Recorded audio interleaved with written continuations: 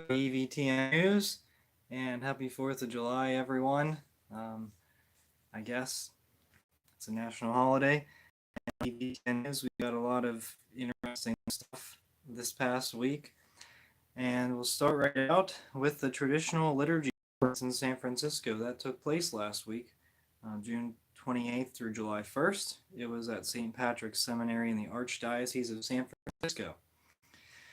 Now, among the speakers were Cardinal Sarah, Cardinal Pell, Archbishop Cordileone, Bishop Stephen Lopez of the Anglican Ordinariate, Orthodox Metropolitan Gerasimos, well, I don't know why, Father Joseph Fessio, S.J. He's actually a Jesuit who has some interesting stuff to say about the liturgy. He only says Novus Ordo was ad Orientem, so good for that. That's very good. And then also Abbot Philip Anderson, the Benedictine abbot of Our Lady of Clear Creek Abbey. And so this took place, and I just wanted to talk to you a little bit about the schedule here and compare it to that the Heretical Association of United States Catholic Priests schedule. And so they have Cardinal Sarah gave a keynote address called Liturgical Formation. Then they celebrated Vespers at 6 p.m. for the feast Saints Peter and Paul on Tuesday, June 28th. Wednesday, June 29th, they had some speeches, and then they had a solemn pontifical mass at 5:30 p.m., celebrated by Bishop Stephen Lopez. So I guess he's by ritual technically, because he does the ordinariate. I don't know. And then Thursday they had more speeches, and 5:30 p.m. solemn pontifical votive mass of the Most Holy Eucharist, celebrated by George Cardinal Pell. And Friday they had more speeches and a solemn pontifical mass, the feast of Saint Sarah, celebrated by Archbishop So it was mixing of with the mass, because July 1st is, I thought that was the precious blood of Jesus.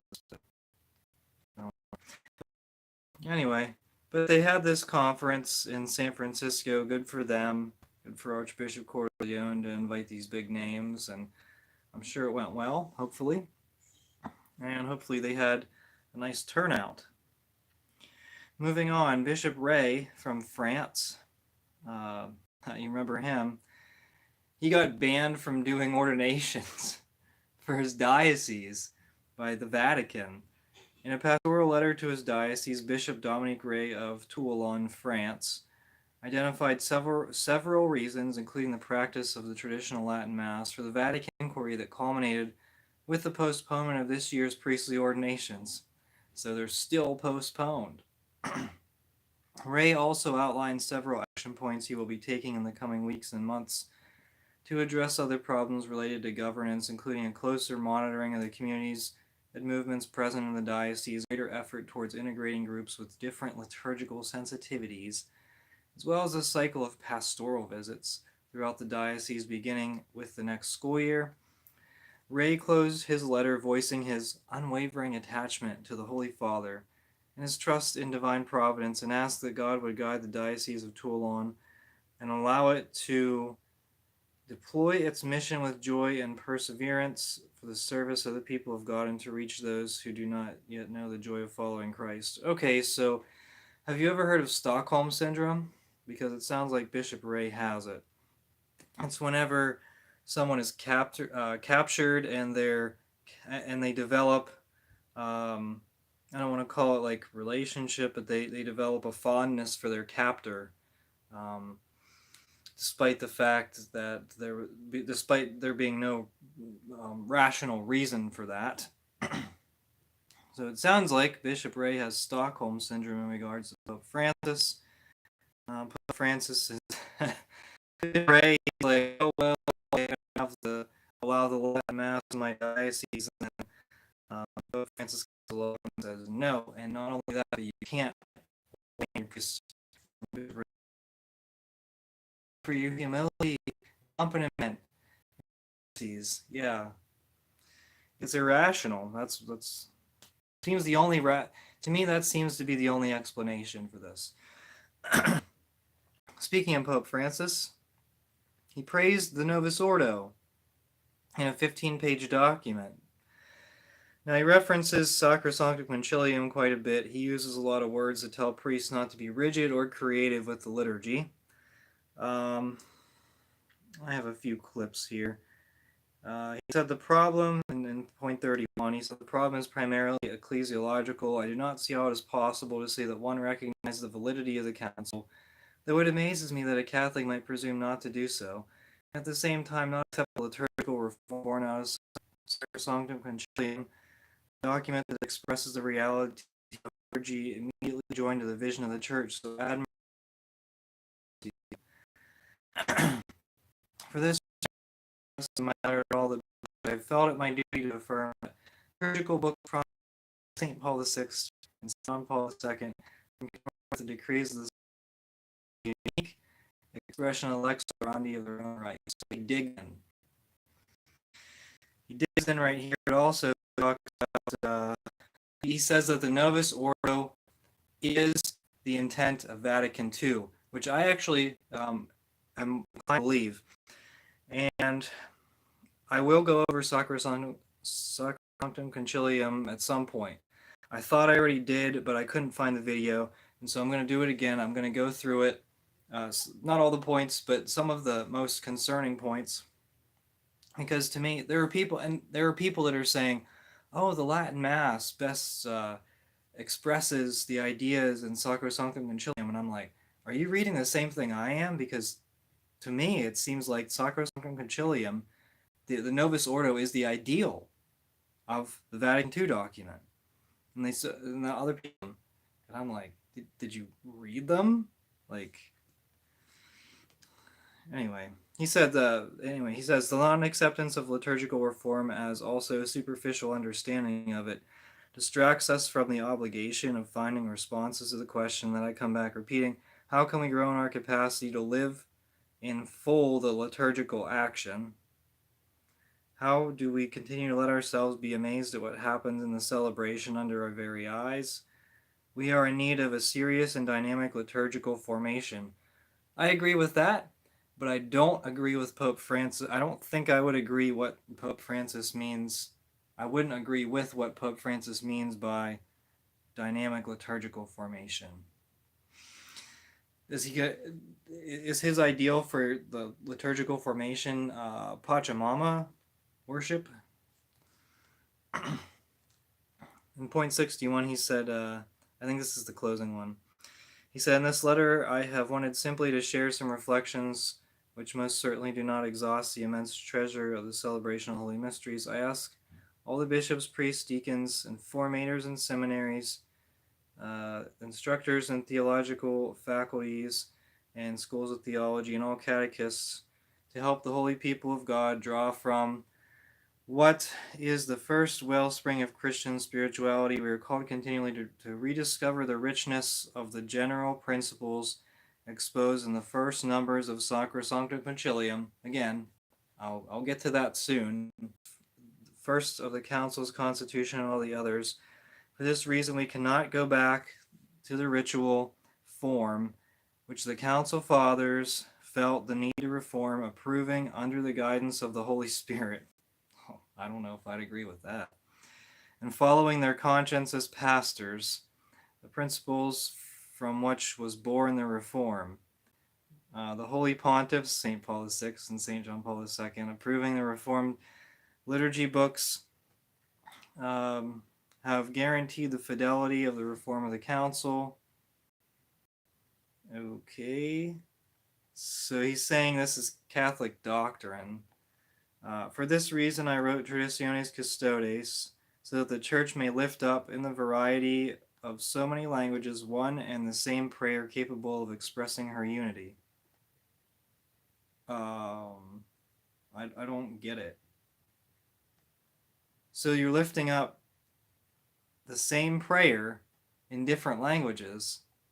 Okay, but what about the universal language of the church? Because if you're looking at unity, the church has the Roman Church has a universal language, but he just kind of blows right past it. No sense, makes no sense. But nothing.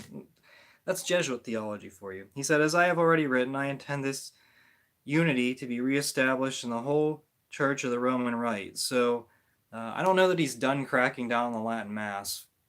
Find your local SSPX parish and, you know, make some friends there. Just a bunch of garbage. Oh yeah, Nancy Pelosi received communion at the Papal Mass.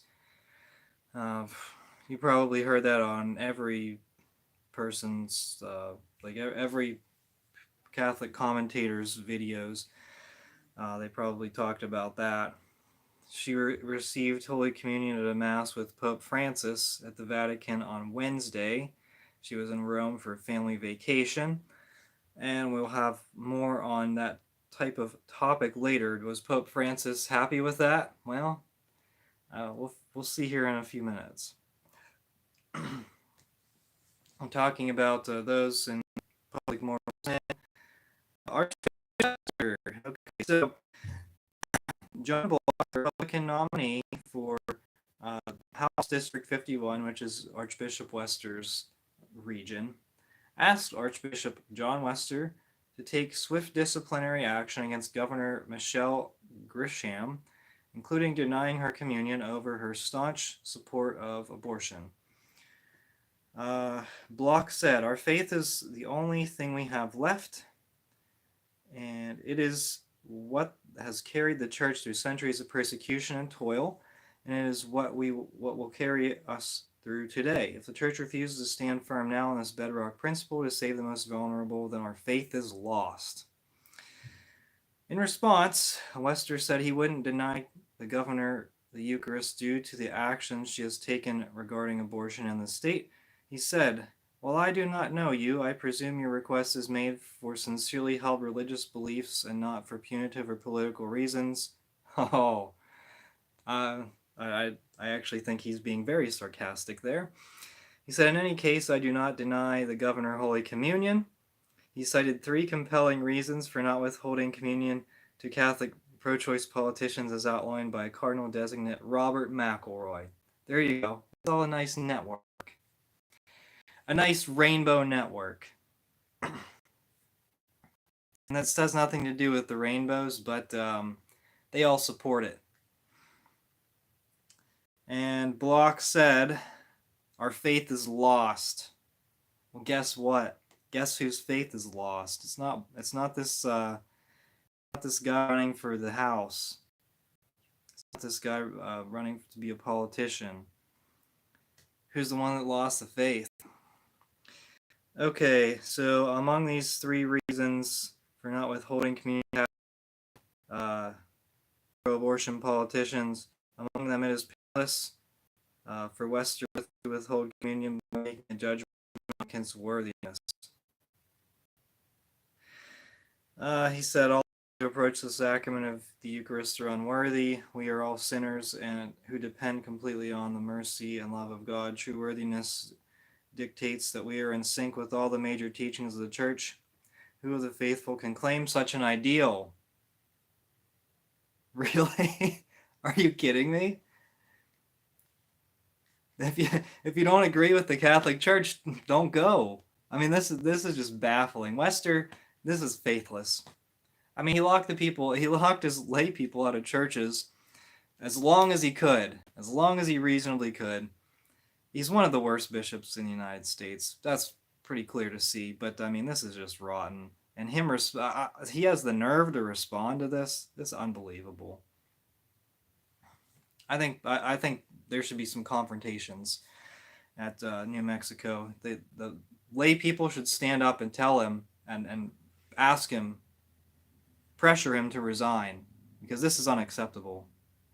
It's completely unacceptable. They need to call the chancery and tell him to resign. If he doesn't want to promote the Catholic faith, then Why are you Catholic? Are you a bishop so that you can make a nice salary and live a good life?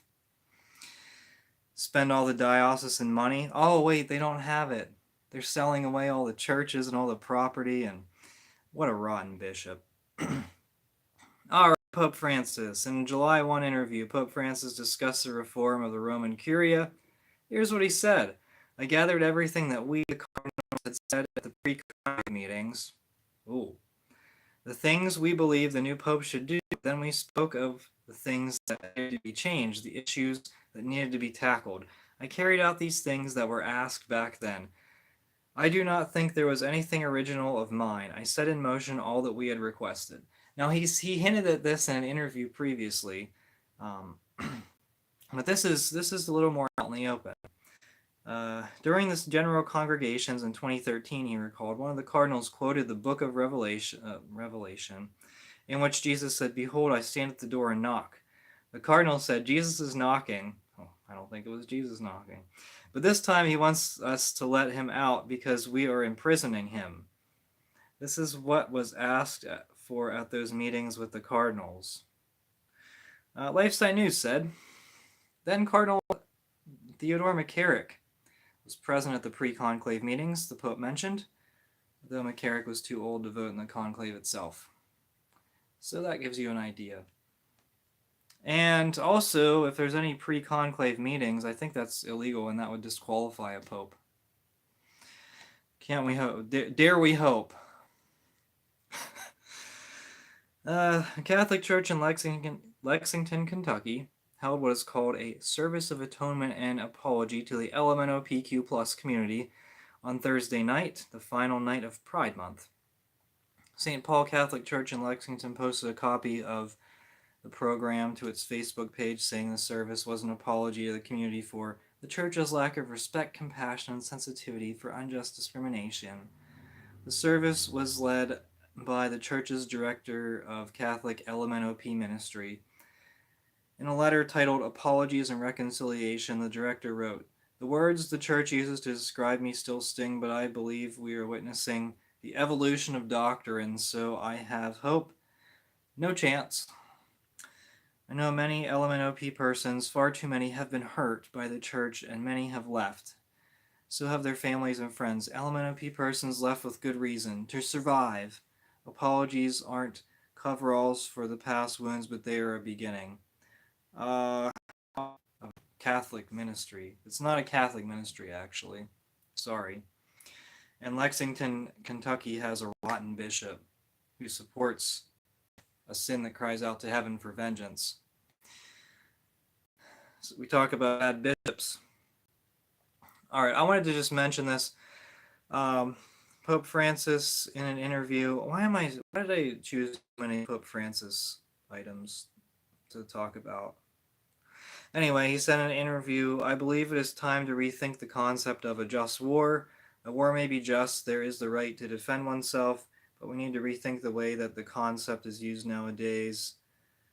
He said, "A person who knew about statistics told me, I don't remember the numbers well, that if weapons were not manufactured for a year, there would be no hunger in the world."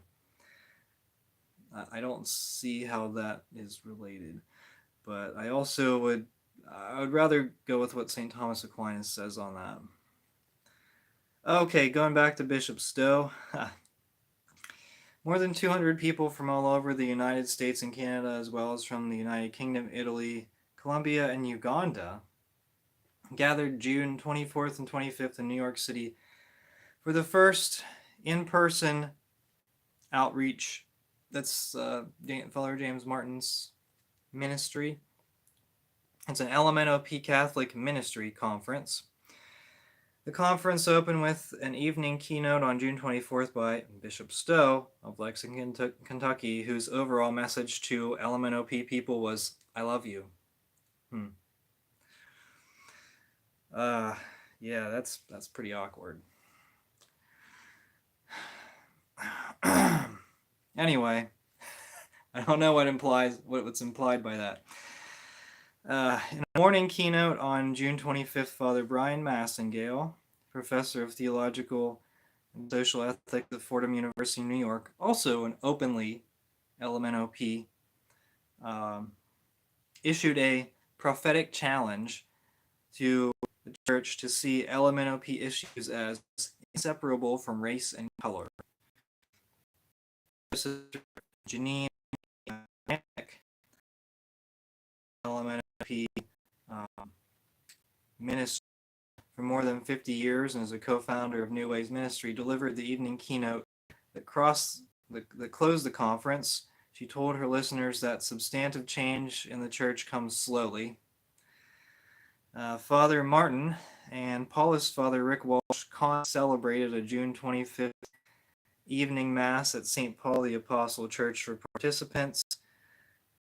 The conference's co-sponsors were America Media, no surprise, and Fordham's Center on Religion and Culture. So Fordham is an apostate university, and America Media is an apostate organization, media organization. And would you go to a mass with Father James Martin? Honest question. I think there's something. I think there's something where I would definitely feel more comfortable praying my mass to myself. Okay, Father Jesus Mary. I don't know if you're familiar with him. He was expelled from Opus Dei. His name is Father Javier Gabenau, who calls himself Father Jesus Mary Mystic Beto, and he currently lives with his parents in Ivory Coast, and he has received a July 1st decree of the Congregation for Bishops signed by Pope Francis and Cardinal Ouellet. It validates sanctions imposed on him by the Opus Dei for an alleged lack of respect and obedience to the Supreme Pontiff, Canon 237. This article was from Gloria TV. They said this was a paragraph, the Canon it's 273, Canon 273, a paragraph that perhaps was never used before in church history. Gabenau has questioned Francis' support for LMNOP. Currently, he is forbidden to celebrate Mass in public and private, to preach and to hear confessions. Gabenau quotes Christ, popes, and Vatican documents against Francis' LMNOP support. He lists pro-LMNOP cardinals and their offenses against church teaching, like Cardinal Hollerich from Luxembourg, who called the church's teaching on LMNOP false, Cardinal Zuppi from Bologna, who allowed an LMNOP wedding marriage blessing, and Cardinal Supich from Chicago, who lets LMNOPs preach the homily. Gabenau asks, what sanction for these unfaithful cardinals to the teaching of the Catholic Church? What is the sanction for these unfaithful cardinals? None. On the contrary, positions of responsibility and public praise from Francis while priests faithful to Christian tradition are sanctioned. This is no surprise coming from Opus Dei, who apparently they did their best they could to undermine abuse reports, and so the priests were allowed to get away with their abuse for quite a while because of the inaction of Opus Dei, because one of their principles is never criticize a priest, no matter what. So clearly I'm not a member of Opus Dei, as you could tell from watching this video many times. But it is a problem. Opus Dei is a problem. Scott Hahn is part of Opus Dei. Archbishop Gomez is an Opus Dei, and so maybe that's why he refuses to suspend LMNOP priests in his archdiocese. Maybe that's why he refuses to take action against disgraced Cardinal Mahoney in his archdiocese. He tried to do something. He tried to say, oh, Cardinal Mahoney is banned from public ministry, but who shows up at the LA Rec? Who speaks at the USCCB conference? Cardinal Mahoney. So Archbishop Gomez is kind of just sits on his hands and tries to allow Opus Dei to do their work to move up the ladder, but wasn't good enough. You have to be an openly LMNOP. So you have to be an open LMNOP supporter like Bishop Bonnermain in Chur, Switzerland, who is also Opus Dei. Also, I think I speculated that Cardinal Sarah and Arete, one of them, both are Opus Dei. I speculated that. I don't know that for a fact, but that's. When's the last time you heard any of them criticize the Pope? When's the time you heard any of them criticize their fellow cardinals or bishops? Yeah, you're going to be looking for a while, because I don't remember. I don't ever remember hearing them say anything about it. In fact, you hear them talk about silence. Actually, in Pope Francis, what's interesting, in Pope Francis's 15-page garbage on the new Mass and how awesome it is, he talks about the silence in the liturgy, and I was like, whoa, wouldn't that be great if there was a liturgy that had silence in it no matter what? Like, there is, and that's the one you're banning. So, anyway, yeah, silence is important in the liturgy, and it's in the Latin Mass, but Pope Francis doesn't. He doesn't want to hear the silence, does he? I don't know.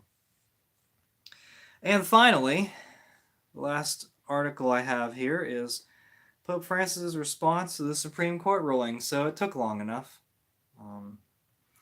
Speaking to Reuters over the weekend, the Pope said he had respected the ruling in the Dobbs versus Jackson case, though he did not know enough to speak about the juridical aspects.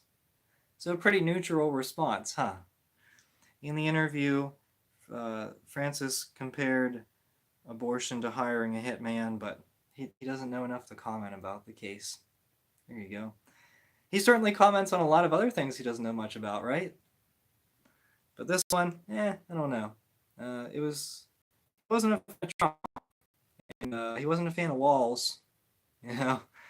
So that's why he doesn't want to comment on the case. Is that right? Is that it? Could that be it? He also asked about the debate over whether Catholic politicians. He was also asked about the debate over whether politicians who promote legal abortion should be admitted to Holy Communion. Pope Francis responded, when the church loses its pastoral nature, when a bishop loses his pastoral nature, it causes a political problem. That's all I can say. So basically, let heretics let those in public mortal sin receive communion.